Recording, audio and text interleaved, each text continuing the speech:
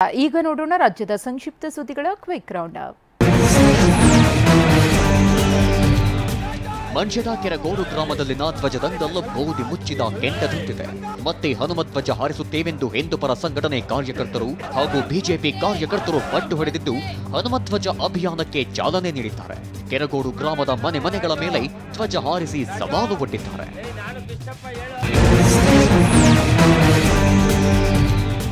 ರಾಯಚೂರಿನಲ್ಲಿ ಉಚಿತ ಪಡಿತರ ಚೀಟಿ ವಿತರಿಸಲು ಹಣ ವಸೂಲಿ ಮಾಡುತ್ತಿದ್ದ ಕುರಿತು TV9 ವರದಿ ಪ್ರಸಾರ ಮಾಡಿತ್ತು.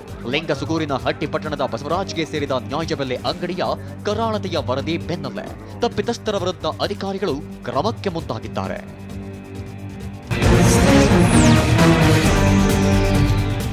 ಕೋಲಾರ ನಗರದ ಮುಖ್ಯ ಅಂಚೆ ಕಚೇರಿ ಬಳಿ ಪಿಂಚಣಿ ಖಾತೆ ನೋಂದಣಿಗೆ ನೂಕುನುಗ್ಗಲು ಉಂಟಾಗಿತ್ತು.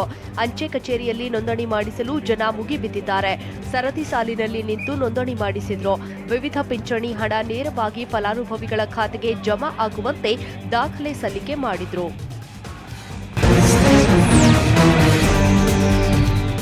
ನಕಲಿ ವೈದ್ಯರು ನಡೆಸುತ್ತಿದ್ದ ಆಸ್ಪತ್ರೆಗಳ ಮೇಲೆ ಆರೋಗ್ಯ ಇಲಾಖೆ ಅಧಿಕಾರಿಗಳು ದಾಳಿ ಮಾಡಿದ್ದಾರೆ. ಕಲಬುರಗಿ ಜಿಲ್ಲೆಯಲ್ಲಿ ಬರೋಬ್ಬರಿ 109 ನಕಲಿ ವೈದ್ಯರು ಪತ್ತೆಯಾಗಿದ್ದಾರೆ. ಅಧಿಕಾರಿಗಳ ತಂಡ 43 ಕ್ಲಿನಿಕ್ಗಳನ್ನು ಬಂದ್ ಮಾಡಿಸಿದೆ. ಕೆಪಿಎಂಇ ಅನುಮತಿ ಪಡೆಯದೆ ರಾಜಾರೋಷವಾಗಿ ಜನರಿಗೆ ಚಿಕಿತ್ಸೆ ಕೊಡ್ತಿರುವ ಆಸ್ಪತ್ರೆಗಳಿಗೆ ಅಧಿಕಾರಿಗಳು ಎಚ್ಚರಿಕೆ ಕೊಟ್ಟಿದ್ದಾರೆ.